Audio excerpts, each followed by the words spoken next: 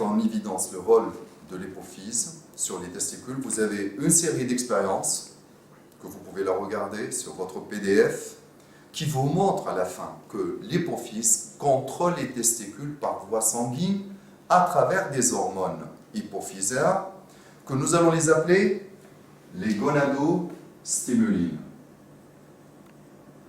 ou bien gonadotrophines.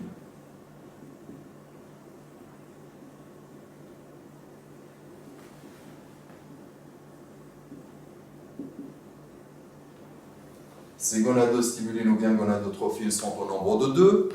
Alors on a la FSH qui a pour cellule cible les cellules de Sertoli, situées au niveau de la paroi du tube suminifère. La FSH, en agissant sur ces cellules, stimule la production de l'ABP. C'est une protéine qu'on peut l'appeler protéine de liaison ou bien du transport. Et comme nous l'avons dit, cette protéine qui va s'associer avec la testostérone pour former ce complexe, on va voir, et comme nous l'avons déjà vu, stimule le déroulement de la spermatogenèse. C'est le rôle sécréteur des cellules de Sertoli. De même, sous l'action de la FSH, les cellules de Sertoli produisent une autre substance, c'est l'inhibine, qui est une hormone et que nous allons parler de son rôle par la suite. Nous allons voir que cette hormone exerce un rétrocontrôle négatif sur la sécrétion hypophysaire de FSH. Je vais le reprendre par la suite pour comprendre cette notion. L'autre gonadostimuline, c'est la LH. La LH, alors, qui agit sur les cellules cibles au niveau du testicule. Ces cellules sont les cellules de Leydig.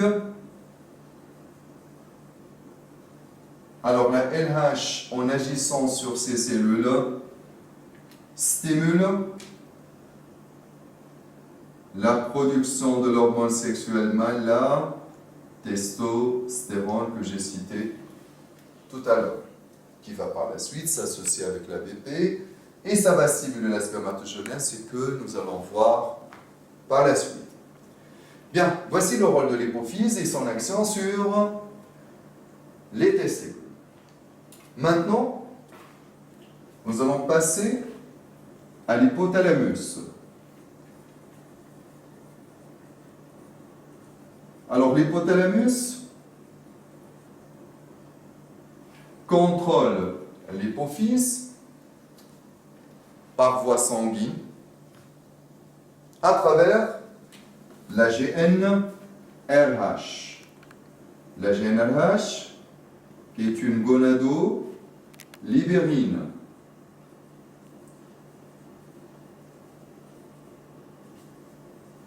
La GnRH, que nous allons la rencontrer tout simplement qu'au niveau des capillaires sanguins de la tige pituitaire. La GnRH, qui est une neurohormone. Je vais l'indiquer ici. Neurohormone. Lorsqu'on vous dit gonadolibérine, ça signifie la GnRH, qui est sécrétée par l'hypothalamus. La GnRH qui agit sur l'hypophyse à travers les vaisseaux sanguins de la tige pituitaire. C'est à ce niveau qu'on a la GnRH, qu'on peut la détecter en dehors de cette zone. Dans la circulation générale, on ne trouve pas de GnRH. C'est pour cela, l'expérience que vous avez déjà imaginée, je crois, lorsque je greffe, ou bien on réalise la greffe, par exemple, de l'hypophyse au niveau du cou de l'animal. Greffe de l'hypophyse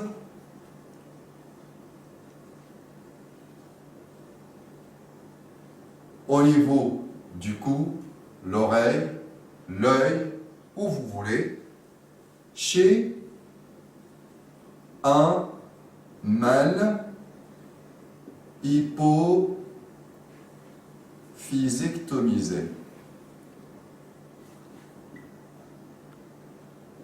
C'est-à-dire, chez cet animal, on a l'hypothalamus qui est en place et on a les testicules, mais l'hypophyse qu'on va le greffer par la suite non pas à son endroit normal, mais à un autre endroit du corps. Ce que nous allons constater est la chose suivante, que les testicules restent toujours à leur état, c'est-à-dire il n'y a pas de production des spermatozoïdes et qu'il n'y a pas aussi sécrétion de testostérone. La chose est simple. L'hypophyse que j'ai greffé loin de l'hypothalamus, il n'a reçu aucun ordre de l'hypothalamus. Il n'a pas reçu l'action de la GNRH. Car la GNRH, on la trouve qu'au niveau des vaisseaux sanguins de la tige pituitaire. C'est pour cela, on peut dire que l'hypophyse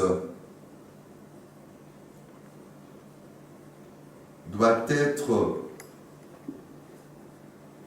en relation anatomique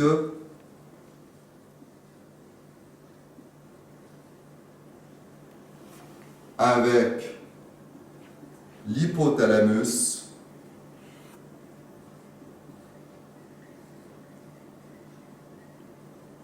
anatomique, je peux la remplacer aussi en disant direct.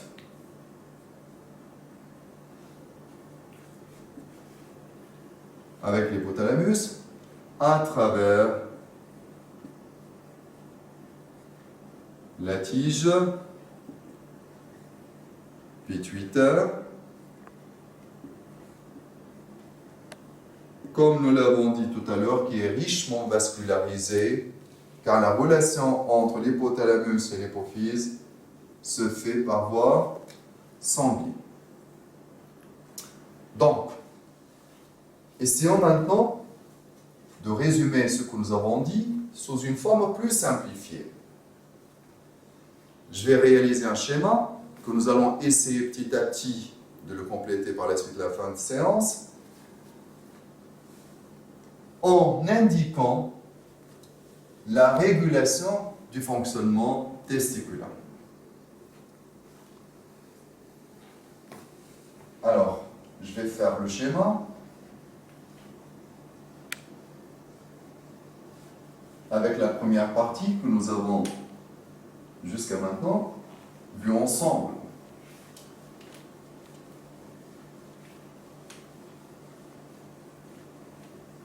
Alors, ce que nous avons dit jusqu'à maintenant est la chose suivante. L'hypothalamus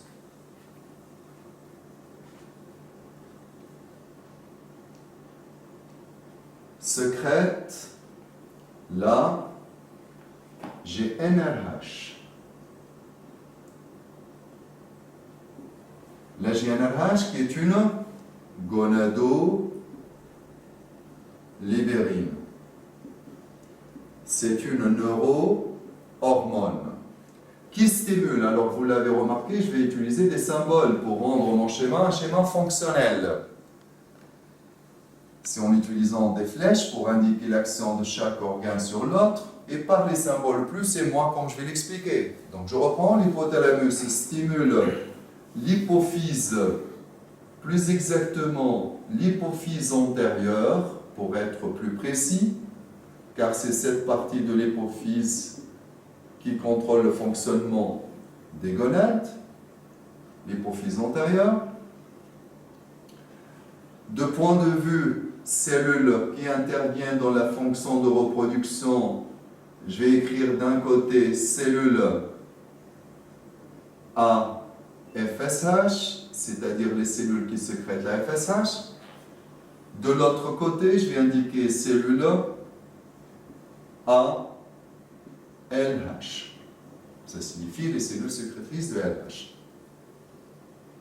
Sous l'action de la GnRH véhiculée par les capillaires sanguins de la tige pituitaire, l'hypophyse est stimulée et on assiste à la production des gonadostimulines qui sont la FSH et la LH. Ce sont les gonadostimulines ou bien gonadotrophines qui vont agir sur les gonades mâles, pour notre cas les testicules, car nous allons voir et vous allez comprendre pourquoi j'ai dit pour notre cas les testicules, c'est les gonades mâles, car on va voir presque la même forme de schéma qu'on va la reprendre dans le cas du fonctionnement de l'appareil génital féminin. Alors je reprends, les testicules qui sont les gonades mâles, comme nous l'avons dit, présentent une dualité structurale, un ensemble de tubes séminifères, tel que chaque tube séminifère présente une paroi et une lumière, mais je vais m'intéresser aux cellules que nous allons rencontrer au niveau de la paroi, cellules de Sertoli et les cellules de la lignée germinale.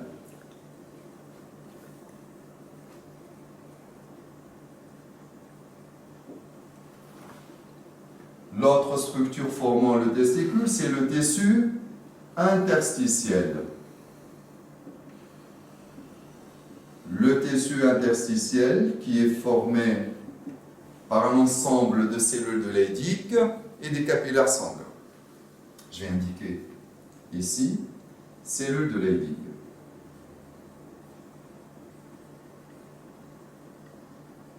On a dit tout à l'heure que ces deux gonadostimulines agissent sur les gonades qui sont les testicules sur des cellules cibles. Alors, la FSH, cette hormone hypophysaire, gonadostimuline, stimule les cellules de Sertoli. Donc, les cellules de Sertoli sont les cellules cibles de la FSH. Ces cellules, alors, sous l'action de la FSH, produisent une protéine qu'on va l'appeler de liaison bien de transport, l'ABP. Et sous l'action de la FSH, ces cellules produisent une hormone, l'inhibine. Et je vais mettre pour le moment un point d'interrogation, vous allez comprendre pourquoi, car je vais revenir pour expliquer le rôle de cette hormone qu'on a déjà mentionné au début de notre séance. La LH, quant à elle, cette gonadostimuline, a pour cellule cible, comme je l'ai dit tout à l'heure, les cellules de Leydig. Donc la LH stimule les cellules de Leydig qui produisent une hormone sexuelle mâle, la testostérone. La testostérone qui s'associe avec l'ABP pour former un complexe ABP-testostérone, ce qui va stimuler l'évolution des cellules germinales pour donner les spermatozoïdes, c'est-à-dire la spermatogenèse qui se déroule en 4 phases, comme nous l'avons dit au cours de la dernière vidéo que nous avons réalisée ensemble. Donc, stimule. Ainsi, on aboutit à la production des spermatozoïdes, c'est-à-dire la fertilité de l'individu. La testostérone, d'un autre côté, stimule le déroulement de la spermatogenèse. À la puberté, la testostérone assure le développement des caractères sexuels primaires masculins, c'est-à-dire les organes génitaux externes et les vésicules séminales, la prostate, glande de Cooper, c'est-à-dire les glandes annexes. Toujours à la puberté, la testostérone assure l'apparition